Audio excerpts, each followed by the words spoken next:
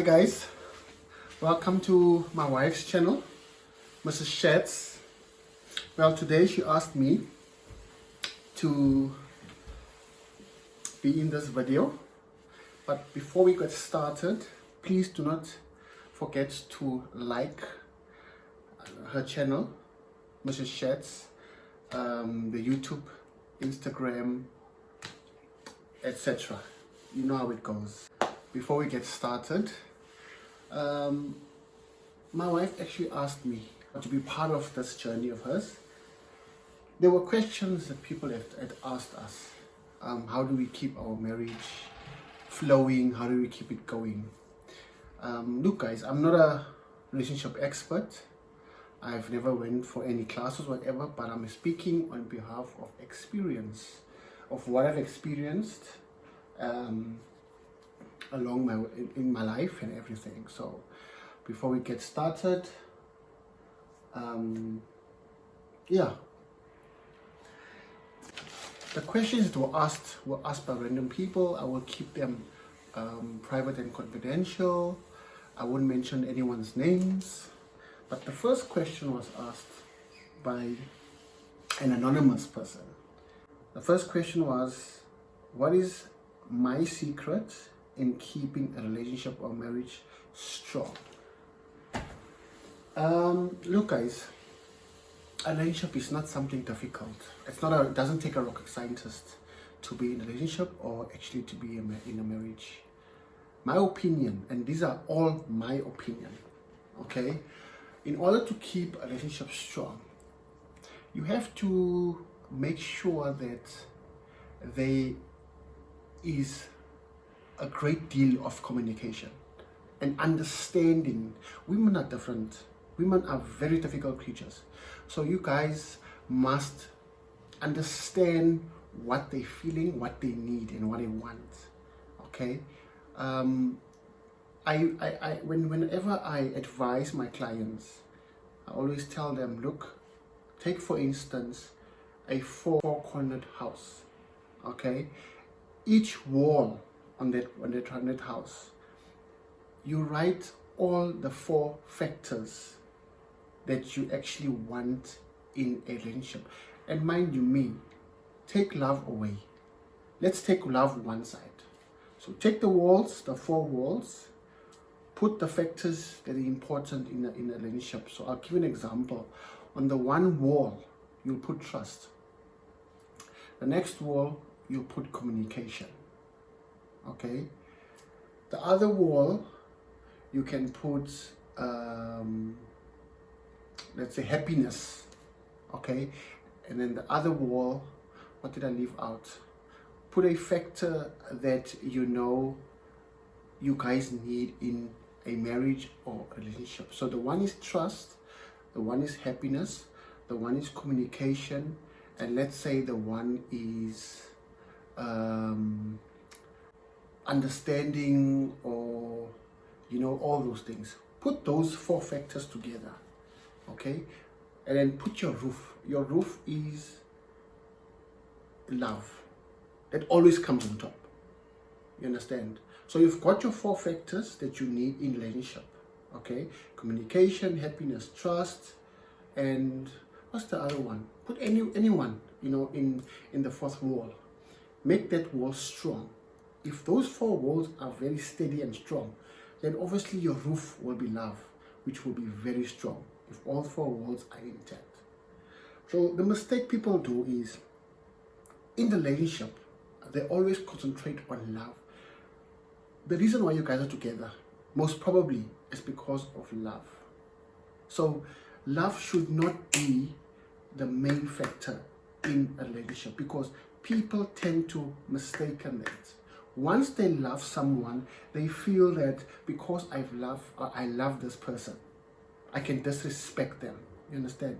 I can do this to them. I can do that to them. You understand? Respect is important. Yes, that's the one I want to talk about. Respect, trust, communication, and happiness.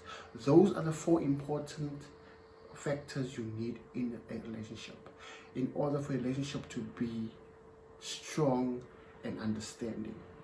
If you are wrong, own up apologize to your partner. Do not shy away and try to be the bigger person or the better person. That does not work at all, guys. It does not work at all. So humble yourself. Show your partner that they mean so much to you. You respect them. Make sure they're happy. You understand? Build your trust towards them. Okay? Communicate with them.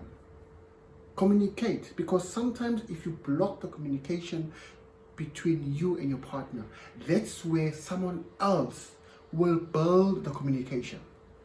Because if you break one communication wall and you fail to rebuild on that communication, what happens to your partner? She goes out, finds comfort somewhere else. That person starts building on that wall. The communication on her side, it means she needs this person to communicate her issues. You understand? So in other words, people mistakenly, they do not rebuild or fix the wall. They let it break down. When it breaks down, her happiness falls also. It breaks down. So now communication wall, happiness wall, it's no more there. Obviously trust is no more there because she cannot trust herself to even approach you and to speak to you. You understand? So the mistake people do is they do not build on that. So my advice is, in order to keep a relationship strong, and I'm talking of my advice, I am not an expert, guys. Don't get it wrong, don't get it twisted, but try to build on anything that has been broken. If you broke trust to your partner, build on that trust. Show her that you are building again on that trust. You understand? If communication has been broken down, if your partner is not happy at all, try to make her happy. Build on that, because she will go somewhere else. Don't forget, I'm also speaking to a woman also. He will also go somewhere else and find the happiness somewhere. So I don't want to speak too much on this or dwell too much on this question, but guys, it is very important to build on these factors in your relationship. Whatever it takes, build on it. Keep it strong, keep it steady, and the roof of love will always be secure. Will always be secure. And then you guys will be complete. Okay. The next question I was asked, this is anonymous on Facebook. What is a man's duties in a relationship and or in a household? Now, let us not talk about duties, because if you talk about duties, it means you call a spade a spade. You understand? When there is duties, make sure that your household is in order as a man. Make sure that your family feels secure. The duties is that you make sure that your household is secure. Whether you're working, whether you're not, make sure that your household, before you even leave in the morning, before you leave your family, make sure that your wife is secure, happy, whatever the case may be. And let us not talk about finances. Many people have problems with finances. We're not talking of finances in this whole subject, but make sure that your wife feels secure, your partner feels secure. You understand? In the household. Another thing also, I'm talking for myself, I love cooking. Don't put a duty fixed on a woman or on your partner. Yeah, she must clean because she's a woman. She must cook because she's a woman. You understand? She must do this. The chores is women chores. Do it. Help her, meet her halfway. It does not take anything to let your partner or your wife sit down, have a relaxing day, spoil it a little bit, take care of the household. Even if it means you have to get someone to do it, do it. It's part of taking care of the household. I personally cook. I love cooking. So my wife sits, I spoil her.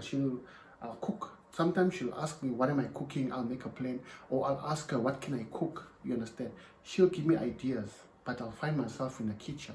I'll cook for her, give her that. After that, I can also wash the dishes, because women go through a lot.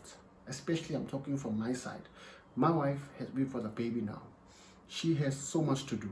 When I'm gone to work, she is taking care of the baby, and a baby is, it's a lot of work. You know, by me washing my daughter alone, it takes a toll. So imagine her doing a lot. Meet them halfway. You understand? Don't be fixed on chores. I'm a man.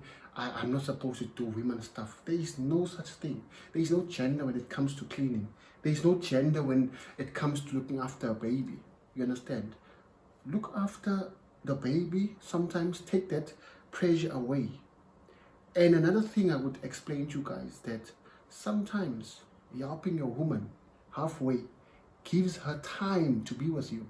It gives her all her energy. It saves energy so that she can spend that energy on you. If your woman is tired and you expect her to clean and clean and clean, by the time you guys go into your room or whatever the case may be, and you expect her to be a superwoman, it does not work, guys. It does not work at all. Meet her halfway. Cook if you can cook. Even if you can't cook, make a plan. Buy a takeaway. Let her sit. Let her rest. 1 day's rest is a lot for a woman to take care. So, fortunately, I know how to cook. So, I always cook. Sometimes, most of the time, I will even buy stuff knowing that, okay, today I have to do this, I have to do this. She'll give me ideas. So, we communicate. She'll say to me, she's list for this. Baby, so what I'll do is I'll come, I'll make this for the two of us. We'll sit and I know, because that cooking, it means she has to stand in front of the pot. She has to take care of the baby. She has to clean. I clean. I get up in the morning. I mop, I sweep, I shine, I clean. She's laying, she's sleeping. I don't care. I don't care. For me, I'm proud because I'm giving her the time to rest. I sometimes take the baby away from the room because the baby wakes up, she wants to sleep. I take her away so that my wife can have a rest. So meet your partner halfway. Don't put a limit on your duties at the house. Whether you work and you come back 5 o'clock, whatever the case may be, you understand? Taking care of a baby is not a pop in place. Trust me, it's a lot of work. I feel it sometimes with 1 day. And I'm not talking a full day, I'm talking of, let's say, a few hours. It's a lot of work, guys. So meet your partner halfway. Do the chores. Tell her, sit down. Sit down. Pamper her if you have to. But do the work. Cook for her. Wash the baby. Clean. Bath. Bath the baby. But clean the house. Let her relax. It takes a lot of toll. And trust me, you'll have enough time to spend with her, because then she's relaxing so she can rejuvenate in order to have time for you, guys. Simple as that. My opinion, I'm not an expert, but I'm talking from experience. Okay. Question number 3. Also anonymous. I'm keeping her anonymous. So she sent me a messenger, and I'm keeping her anonymous. But she asked me a question. I'm going to read it out to you guys. Me and my boyfriend, we've been living together for the past 2 years, dating for 3 years. He got me engagement ring now. The problem is the guy suddenly went super quiet on me, and our conversations just went dull. Okay? We don't laugh anymore. We don't go on dates. Even when I surprise him and take him out, I have an indoor picnic. He'll rather take pictures of only one of himself only. That's a red flag on its own. I am currently pregnant and high risk patient. But he does not even ask how things are going. Yes, he's present physically, but emotionally he's not. But I'm scared of going through this pregnancy alone. I believe he loves me, but I feel love alone, it's not enough for me. I want more from him. What should I do? Should I count my losses? or try something different. And this is very difficult, guys. It's something that has to be dealt with very seriously. Okay, and there's a lot of emotions happening here because this anonymous person is pregnant. Okay, she's fragile, and it's something that has to be stressing her, and it's not a good thing while she's in that stage. My advice to her is concentrate on your baby. I know it's difficult, but I think if something must happen to her, because stressing over a guy that is not physically there, his heart is not there towards her, maybe to the baby, out of guilt, he needs to be more focused and be part of both their lives, if not the baby. You understand? The mother needs support. She needs support. So he needs to be part of their lives. When someone is pregnant, that's the main duration. That is the main period where they need you the most as a father or as a partner. So my advice to her is try to sit down and tell him how you feel. There is nothing wrong with that. Tell him how you feel. Okay, if he has to see your emotions, let it be, but do not put too much strain on yourself. Do not stress yourself in the process. If he wants to be absent, let him be. Because the more you're trying to force someone to be in your or your baby's relationship, and they refuse or they don't want or they become absent, it's putting more stress on you because you are expecting something positive from him, whereas he's giving you a negative feedback or a negative response. Therefore, it gives them response. It gives them more stress and strain. As a pregnant woman, we all know pregnant women are very vulnerable. They're very stressful because carrying the baby is so stressful on its own. Okay? Concentrate on your baby. Concentrate on your baby. Trust me on that. You don't want to lose your precious baby because someone else is not part of it or doesn't want to be part of it or doesn't want to play a role as a partner or a father to the baby. Concentrate on your baby for now. It's not the end of the world. Trust me. Look at the importance of your baby. Look at your baby as a gift from God. Look at your baby as a gift, a precious gift. Tell yourself that this baby, you are going to bring up this baby, whether alone or not. Do it. And if you want to come on board, let's hope it won't be late in his side for you to actually take him back if he got a good explanation. But it's very difficult for you to actually force someone in your condition to actually be part of your journey. I wouldn't say your pregnancy, but pregnancy is a journey. So that's why it takes two people to be in that journey. You understand? And women expect their partners to go through them with that journey. So if he's not part of that journey, it means he's never part of your life or your dreams. You understand? I am not saying in future you guys wouldn't fix things and work things up. But truly speaking, sometimes if you force someone to be part of your life or the baby's life, you sometimes are forcing someone whereas they're not in the same line as you. They're not in the same boat as you. So it's like you are forcing something that is not possible. Last question. When is the right time? And these questions were asked by people, random people, but I'll keep them anonymous.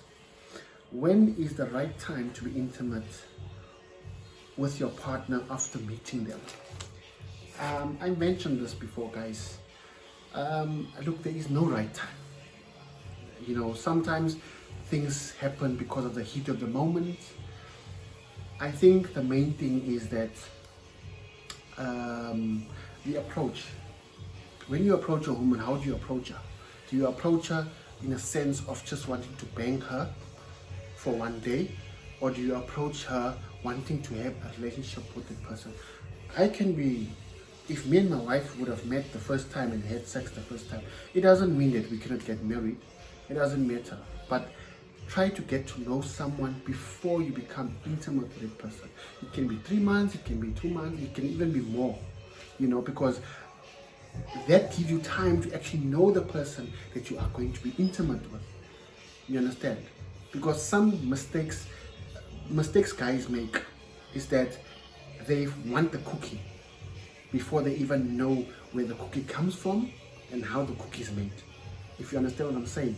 So get to know the person before you get the cookie, because then at least you know that you took your time to actually know who this person is. It makes you more comfortable. It makes her more comfortable. So I would say the appropriate time is maybe 90 days. I know it's difficult, guys. Maybe I'm too far-fetched, but I'm not saying it's something that has to be done. You understand? A person can even have sex within a week with the person they meet, as long as there's a form of respect towards the other person or between the two parties. As long as you guys know each other so good that when you guys actually become intimate, then you guys are comfortable with each other's selves and with the next person. Having sex with someone that you're comfortable with, trust me, is the best form of enjoyment, the best form of being intimate with someone. You understand? So I wouldn't say there's a time frame, although the time frame can be about 3 months, because people say that's enough time to give you to actually know the next person. You understand? I just gave you an example on my side. It took me almost 3 months, and it was not planned 3 months. It was just a sense of being interested, not in sex, but it was being interested in the person I want to be intimate with. I don't know if it makes sense. Being interested with the person that I want to be intimate with. Because eventually when we become intimate, after knowing her very well, it becomes better than having sex with someone you hardly know. The chances are you guys might not even want to know each other further. Because why? Remember, the cookie is something so special. It's something so sacred. And in order for you to get there, you actually need to know the person you are actually getting it from. Imagine just getting it like that. It doesn't make it sacred. It doesn't make it, you don't feel like you've worked for it. You understand? You need to work for it, but in the process, get to know the person. Get to know the person, what type of person she is, what she likes. You understand? She might not even like certain things. You might not even see those things that she doesn't like, but you want the cookie. The cookie is not running away. It's not going to go anyway. But she will be comfortable with giving you a cookie that has been molded, that you know exactly what you're dealing with before you get that cookie. So trust me, guys, there is no time frame but per se, because it's not up to me. It's up to the two of you guys, whether you guys are comfortable with being intimate with each other. You understand? Just as long as you guys know that you guys are both on the same path, you both know what it is that you want. If it's just a one-night stand or a fling, and you guys have an intercourse, or you guys sleep or have sex, then no one is going to judge you, as long as you guys are comfortable with that arrangement. But if you're looking for a long distance, trust me, it is not essential, or it's not it's not good to actually jump into her pants on the first date or on the first time you meet her. Your intention should be focused on knowing or getting to know her, not that. Because through the getting to know her, it's where you know exactly, or you enjoy being with her intimate, and she will be much more comfortable in that sense. I think that comes to the end of our questions, and I hope I gave you all the answers you needed. And like I said, I'm not an expert. Please bear with me. I'm not here to prove anything. I was just asked by my wife to say, please try to do this, because there are certain questions that my friends have asked. People on my side also have also asked, how do we do this? So I'm talking from experience. I'm not an expert. All I'm saying is this is from my experience. I hope it helps you.